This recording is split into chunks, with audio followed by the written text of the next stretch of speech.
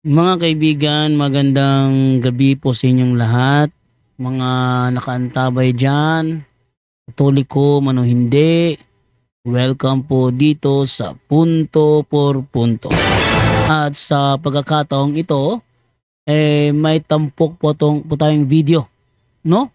Kung naalala po ninyo, natalakay po natin nung nakaraan, yung patungkol sa pastor ng born again doon sa ambang lugar yon. Sabi niya, praying the rosary will make you go to hell. Praying the rosary will take you to hell because praying the rosary is not in the Bible. Sapagkat ito daw ay demonic. You don't need to pray the rosary. We don't do the rosary, and praying the rosary is demonic. Ngayon, ano kaya ang masasabi ni Father Darwin patungkol sa sinabing ito nitong pastor na itim? Ano to? Ano tawag dito? Nigerian ba to?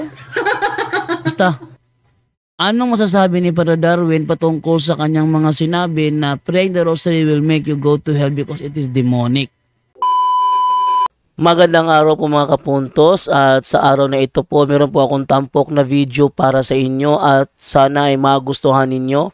Kaya sa mga bago pa po sa aming channel, please po don't forget to hit the subscribe button at ang notification bell para maging notified kayo sa bawat video na ilalabas ko sa channel na ito. At bilang kahilingan po ng Punto por Punto team at naway maintindihan po ninyo, sana po wag nyo pong i-skip yung mga ads sa aming mga video. Sa maliit na bagay na po na yan, malaking tulong po yan sa ating programa at sa ating ministry. Sana po maunawaan po ninyo. Maraming salamat po, kaya wag na po natin patagalin. Simulan na po natin.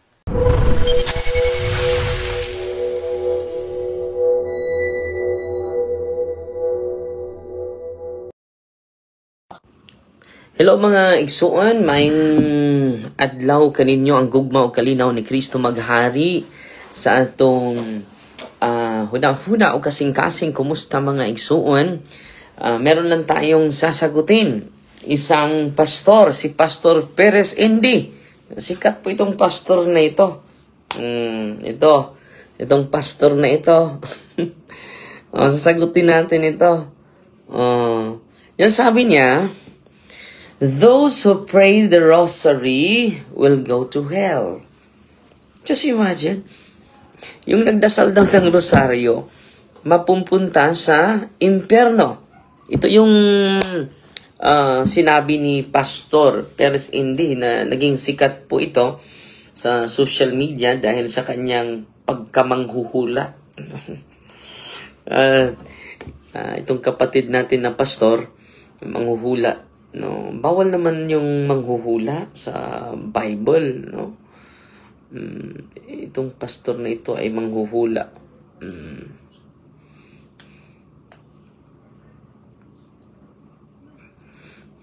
Tingnan natin ha. Dahil itong pastor na ito ay manghuhula. No? Anong sabi ng simba? Dito tayo sa banal na kasulatan, no? Itong mga manghuhula. Itong pastor na ito ay laging nanghuhula, pero sasagutin natin siya biblically. Anong sabi ng ating Panginoon? Dahil sasagutin natin yung magdasal ng rosaryo ay maimperno. At marami siyang mga hula, mga kapatid, at naging sikat ito. Dahil marami namang parang nagkakatotoo. No? Isang pastor na manghuhula. No? Anong sabi ng banal na kasulatan, mga kapatid, sa mga manghuhula? Basahin natin ha. Huwag kayong magkaroon ng sinumang manghuhula, mahiko, manggagaway o kumukonsulta sa mga espiritu, sapagkat kinasusuklaman ng Panginoon ang mga gumagawa nito. So, delikado yan, Pastor Perez, hindi. Yung panghuhula. No? Ano pa?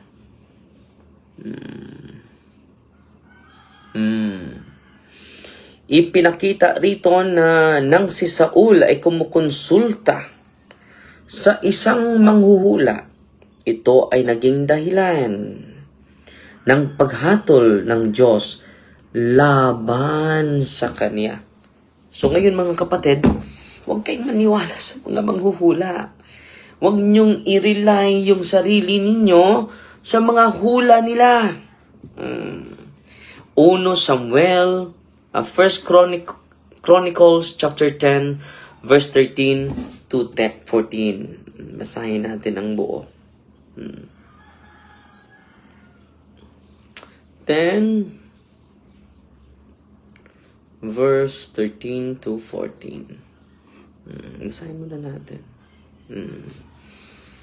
Kapag hindi natin sasagutin ito, parang totoo din ang sinasabi nila.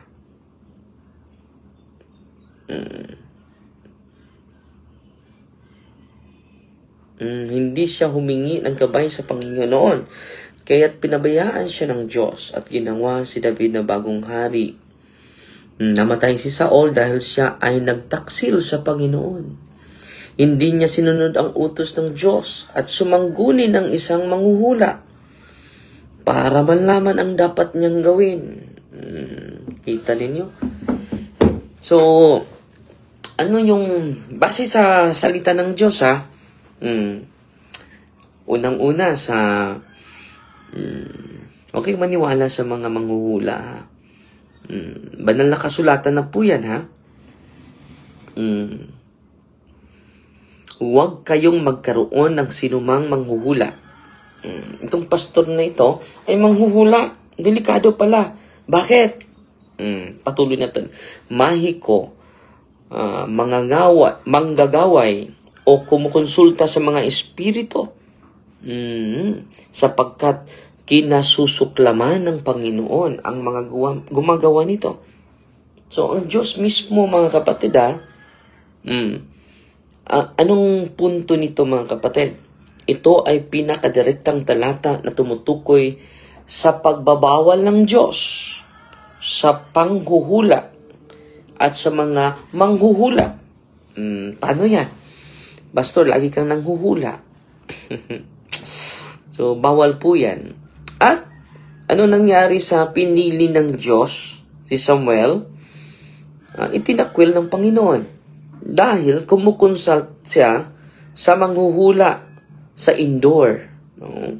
Sa manghula sa indoor. At noon, hinatulan siya ng Diyos. Hindi siya, uulitin ko mga kapatid, na namatay si Saul dahil siya ay nagtaksil sa Panginoon. Hindi niya sinunod ang utos ng Panginoon. Hindi niya sinunod ng utos ng Panginoon, mga kapatid. Yan ang problema, mga kapatid. Hello? Mahina po yung signal ko, Father. Si Sam Magallanes, no? So, ito po, reminder po sa mga pastor na manghuhula, sa mga manghuhula, bawal po yan. Pinagbabawal ng Panginoon yan.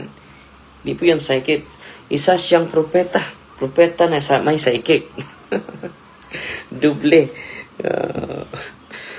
Namatay si Saul dahil siya ay nagtaksil sa Panginoon. Hindi niya sinunod ang utos ng Panginoon. At sumangguni pa siya sa isang manghuhula para malaman ang dapat niyang gawin. Hindi siya humingi ng gabay ng Panginoon. Instead, doon tayo hihingi ng gabay sa Panginoon. Doon na siya sa manghuhula. Yun mga Katoliko, makinig kayo. Huwag ninyong i-rely yung sarili ninyo sa mga manghuhula. Sa mga nagpakilalang propeta at laging nanghuhula, huwag ninyong i-rely yung sarili ninyo. At ito, yung dalawang punto. Sabi niya, maimperno daw yung bagro-rosaryo. Diyan ka nagkamali, pastor. Diyan ka nagkamali, pastor. Bakit?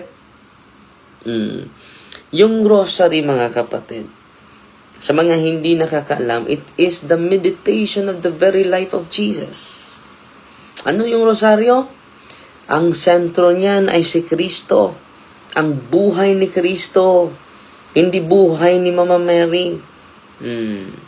Tingnan mo. Una, joyful mysteries. Biblical ba yan? The Annunciation. Biblical. Luke chapter 1, verses 26 to 38. Pangalawa, joyful mystery, visitation. Mary visit Elizabeth. Biblical yan. It is the very life of Jesus from the beginning of His incarnation.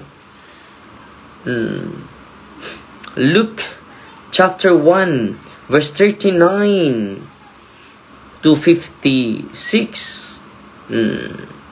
The nativity of Jesus. It is centered on the life of Jesus. Luke chapter 2, verses 1 to 20. Alam nyo, wala pang Biblia nung una. So, ginamit ito ni Mama Mary na mas mabuti na mag-contemplate kita sa buhay ng anak ko. Sa pamagitan ng rosaryo. Wala pang Biblia nung una. Mabuti na ngayon. Meron na tayong Biblia.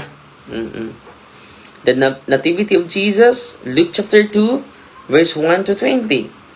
The presentation of Jesus in the temple. The very life of Jesus. Luke chapter 2, verse 22 to 40. The fifth sorrowful mystery, the finding of Jesus in the temple. It is all about Jesus. Mga kapatid. Kita ninyo, kapag hindi tayo mag-aaral mga kapatid, maraming mga Katoliko na lito nito. Maraming mga Katoliko na brinwas nila. Punta naman tayo sa luminous mystery. First, luminous mystery, the baptism of Jesus in the Jordan. May unbiblical ba nito? Puro biblical ito. Matthew chapter 3, verses 13 to 17. The baptism of Jesus in the Jordan. Biblical. The second, luminous mysteries, the wedding feast at Cana. Biblical. John chapter 2, verses 1. Hulog yung ano ko. Wait muna ha. Wala yung ano ko.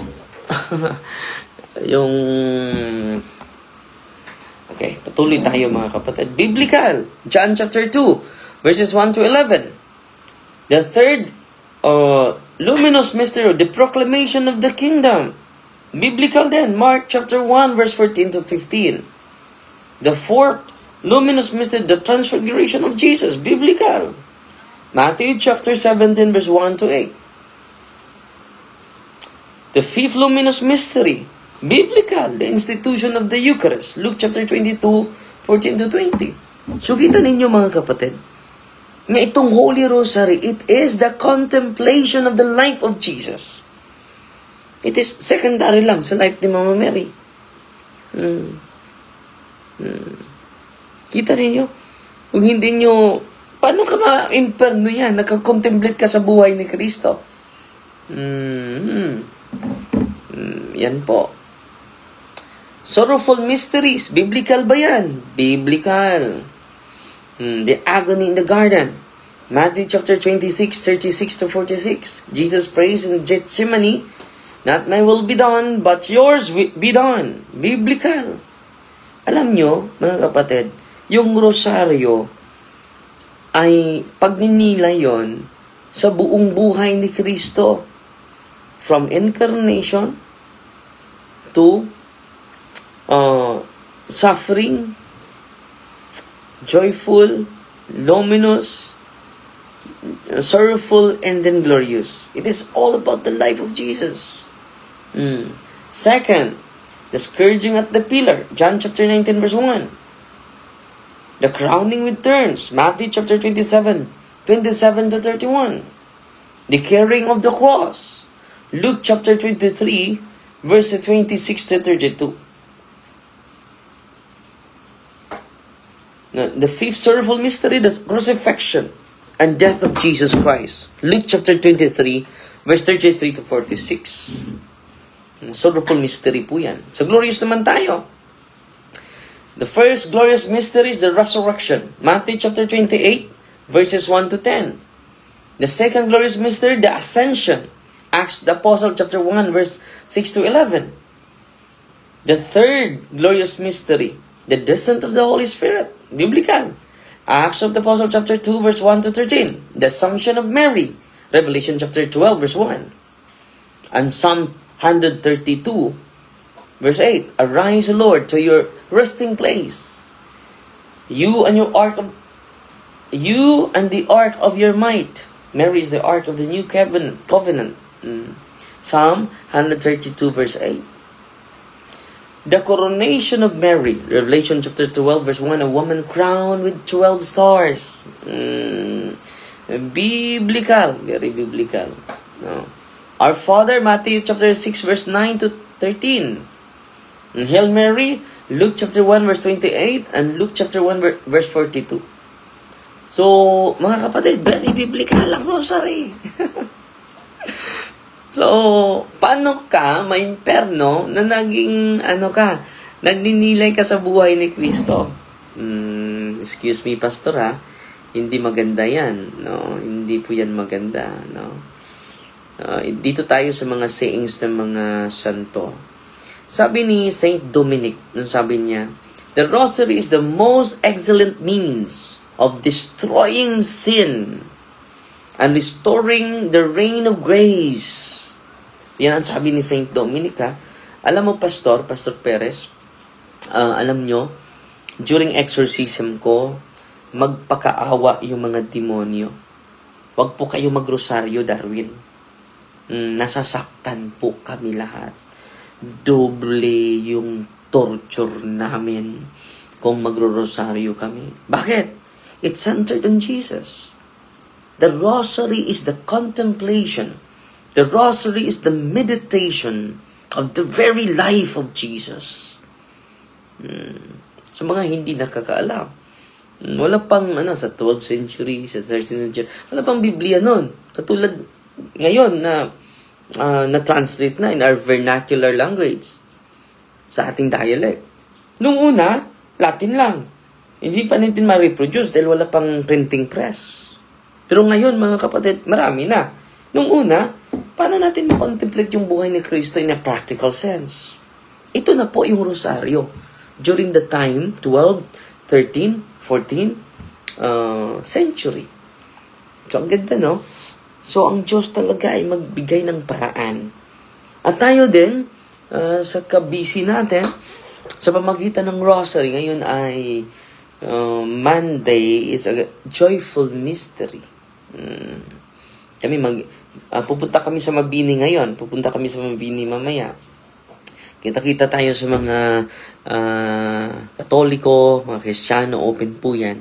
So, misa tayo alas 4 and then after that, series of talk, a series of catechism. Okay? So, ngayon, punta naman tayo sa saying sa mga banal. St. Louis Mary de Montfort, the rosary is a powerful weapon to put the devil to flight. Totoo yan. Attested by my many experiences during exorcism. Takot na takot sila sa pagdadasal ng rosaryo. So mga tatay, mga nanay na nakikinig sa akin ngayon, no? Kung totoong iniibig ninyo yung sarili ninyo, kung totoo na iniibig ninyo yung pamilya ninyo, huwag kayong matulog without praying the rosary. The rosary is a powerful weapon to put the devil to flight. Totoo yan. No? Public prayer is far more powerful than private prayer to appease the anger of God and to call down His mercy. So public appearance, public prayer. So tayong lahat, buong pamilya magdasal to appease the anger of God, the justice of God, the divine of the justice of God. So, anong gawin natin? We need to have a communal prayer. Hindi sapat yung personal prayer lang. Kailangan natin ng not private prayer lang, communal to appease. To appease. To appease the anger of God and to call down His mercy. para yung awa ng Diyos ay laging matanggap natin. I beg of you to beware of thinking of the rosary as something of little importance. Anong punto ni St. Louis dito? Huwag niyong maliitin yung rosaryo. It gives us great importance. Then si St. Padre Pio, the rosary is the weapon for these times. Pray the rosary always.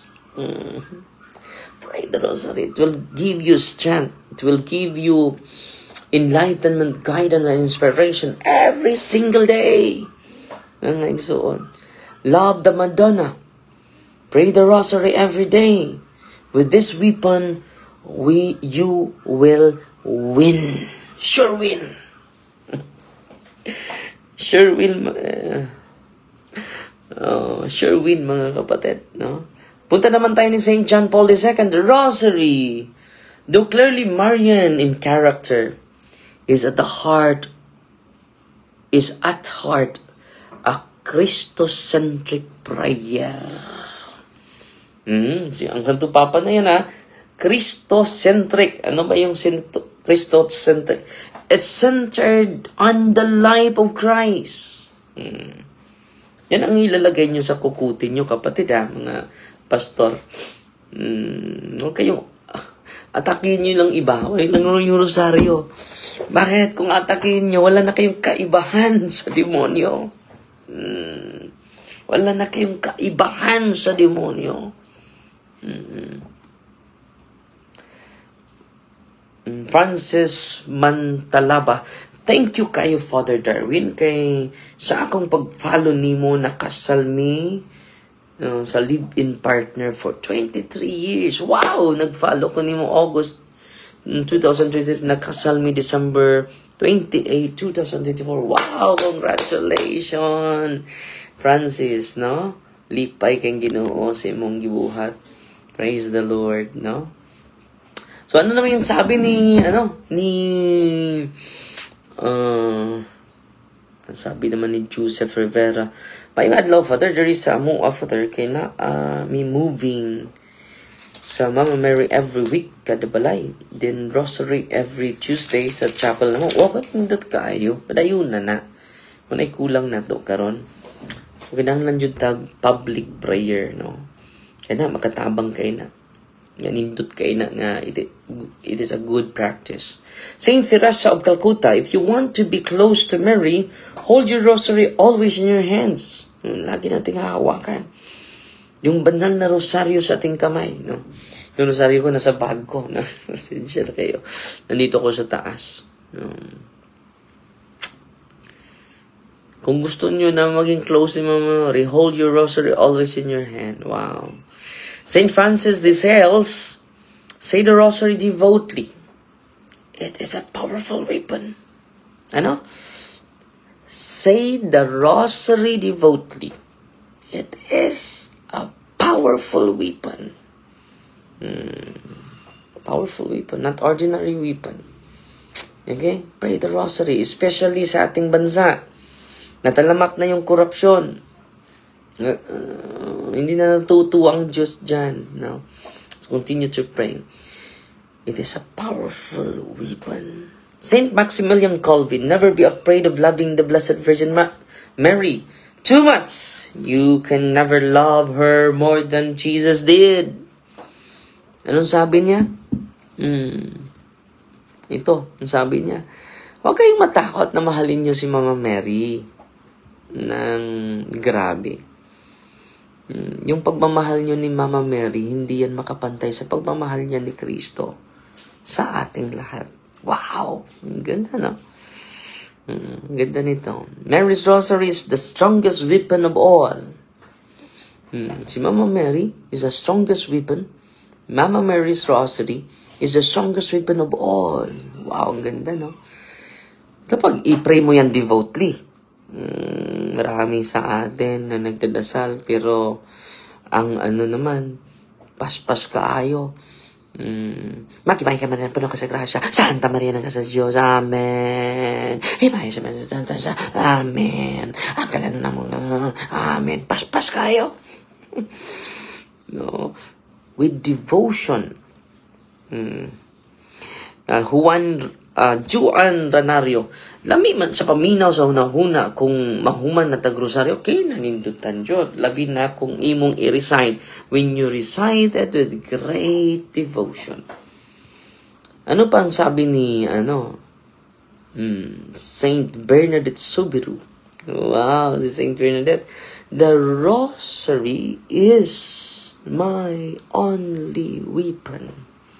Ang sabi ni Saint Bernadette Soubirous, the rosary is my only weapon. Punta naman tayo ni Pastor Perez Indy. Kung totoo yan ang sinabi mo, bakit yung mga demonyo during sa pag-pray namin ng rosaryo, natatakot sila? Galit na galit sila sa rosaryo. At ito din si Pastor Perez, galit din sa rosaryo. Yung demonyo din, galit din sa rosaryo. Asti lang tiki mga igsoon, magdududa tayo, no? Kung gunsa man ni sila. Saint Alphonsus Ligori, if you persevere in saying the rosary, Mary will make sure she opens the door to heaven. Wow. No, Saint Alphonsus Ligori, if you persevere in saying the rosary, Mary will make sure she opens the door to heaven. Lami ang tulog naa sa kamay at sa pelo ang rosary. Amen. Si Imagine Japting. Totoo yan. No? Dito naman tayo ni Saint John Vianney. Cures of Wars. If you say the rosary every day, you will never be astray. Led astray. Araw-araw po. No? The rosary is the tremendous weapon in the hands of those who use it. Wow. The rosary is a tremendous weapon in the hands of those who use it. Wow. Punta naman tayo ni Saint Therese of Lisieux. How often I let fall my rosary, but Our Lady always gives it back to me. Abi ni mo, Father, tungod kay nag-follow ko ni mo, ako ang bana. Grabe ka palahubog. Grabe ka palahubog. Pinindot po rin katatski ni Saranda nga share. Grabe ka palahubog. Ano man na-convert yun siya sa Ginoo kay makapaminaw man siya nako. Good every time mag-watch na ko nimo sa imong mga talks. Ang una, Father, sabaan siya. Sige lang daw kung balik-balik watch sa imong videos. Nahibong pud siya. Sa una, kinsa daw ang manitsit. Ang imong style magwali. Pads ba? Mamu anak ka. Huy! Dayon sit-sit. Pero sa kadugayan sa panahon, Father, natakdan jud nako siya, Father. Na-convert jud siya siguro na ako'y pulong nadungog niya. Nidulot siya ang kasing-kasing. Muapil na jud siya grosaryo nako, Father. Sa una di jud. Hallelujah! Dalay ko ng Diyos. Kanunay jud, Padre. Salamat again for making you the instrument to transform the lives of others through your preaching. Wow! Kanindot, no? Nindot kini iyang sharing, no? Si Sister, yung baan na na-convert jud. Okay, magandang balita to, Sister Titski, no? Lirazan, no? Praise the Lord. No? Muna, grasya dyan na sa Ginoo, mga igsuon. Nya si JTL, good minute, sige, huwag tanaw sa imong mga videos na lipay ko, nga nadungog, nga mo bisita ka sa among taon sa Mabini. Oh, Sister Jo, umanto ko dito. Karon. So, ngaron, mga igsuon, padayon ta. So, pag-ingon, ni Saint Anthony Maria Claret, ang akong kuan, ako ning idol. Pagod na po na itong idol ni si Saint Anthony Maria Claret, akong patron. Yun siya. The rosary said with devotion is a chain of grace that binds us to God. Wow. Akong ba na, Father, kay nas laing balay, ayaw sa kabigan, ampo igsuon. Continue to pray the rosary. St. Augustine, with Mary, the mother of Jesus, we learn to contemplate the face of Christ. No, St. Augustine yun na. St. Charles Borromeo, the rosary is the most powerful form of prayer. Powerful, synonymous, unanimous sila lahat. St. Henry Moores, I am armed with the rosary. It is the sword of the faithful. Oh, wow, no? Daghan jud na usab nako, Father. Sa una, maglagot baya ko nimo. Si Annabel Babera, daghan jud na usab nako, Father. Sa una, maglagot baya ko nimo, Father. Pero gihikap sa Ginoo akong kasing-kasing. Walang taga-live nimo, share nako, bahalag mapuno akong wall. Salamat kay Sister Ann Babera, no? Palit din ha og camera stand re. Naamang no. Na akong camera stand na gipangita nako na wa man diri. Asa man tong akong camera stand. No. Duwa sa akong mga pag-umangkon. Okay, ari nang buta ni daghan kay ning sayings mga santo ba. Ni Saint Philomena na pudad, pray the rosary it is the key to heaven. Ano? It is the key to heaven. Wow. It is not the key to hell. Pastor Perez, no? Saint Catherine of Siena, Hail Marys, dispatched to heaven. But the faithful are more powerful than we can ever imagine. Wow. Grabe di mga santo, no? Blessed Alan de la Ruche. The rosary is the scourge of the devil. Totoo yan. Maka-attest talaga ako during exorcism.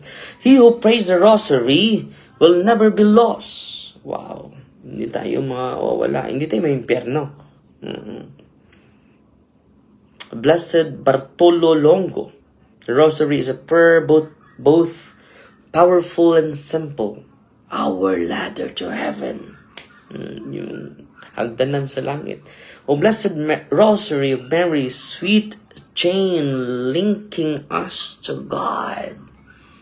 Connect tayo sa Panginoon. Si Blessed Pair, Giorgio Prasate, if you recite the rosary every day, your soul will never be separated from Mary. So, kahit pagod na ako sa exorcism ko, hindi ako matutulog without praying the rosary, mga kapatid. Yan yung prayer natin araw-araw. Akong bana, Father, sigig paminaw sa una nimo, pero karon gapuyo og minyo, no? Si Elsa Kabihin, yan po lang nato igsuon, no? Na minaw lang pero wa pud mamati. Ano yung problema diha? Kita ka namang naminaw pero wa mamati. Mamati ta, naminaw ta niya, namati, sad, no? So, Blessed Pierre, Giorgio Frassate, si Venerable Fulton Sheen, the rosary is the book of the blind, where souls see and enact the greatest drama of love. Wow. So, magagamit pala ito sa mga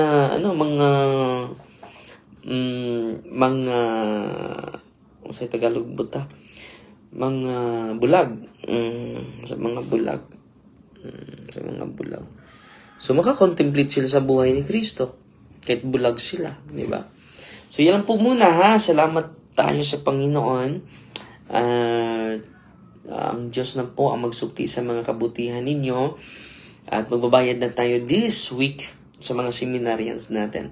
Salamat sa mga tumutulong sa atin at sa mga evangelizers natin. Pinadalhan natin every week yung mga walang trabaho at laging nasa merkado, nasa market preaching. Salamat sa inyo, ha.